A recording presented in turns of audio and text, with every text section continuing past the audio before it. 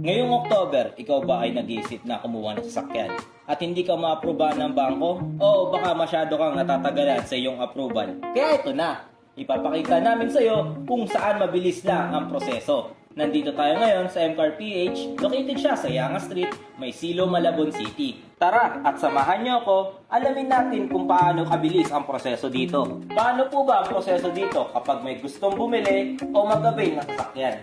Ayun sir, kailangan lang po natin ng 2 valid IDs, proof of income, proof of billing, at syempre po yung pang-cash out po nila para may-release po natin yung unit.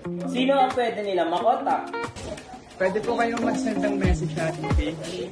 And pwede rin po kayong mag-send ng message or mag-call dito sa mga numbers na lalapag sa ating video.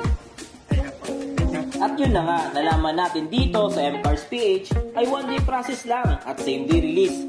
Door-to-door delivery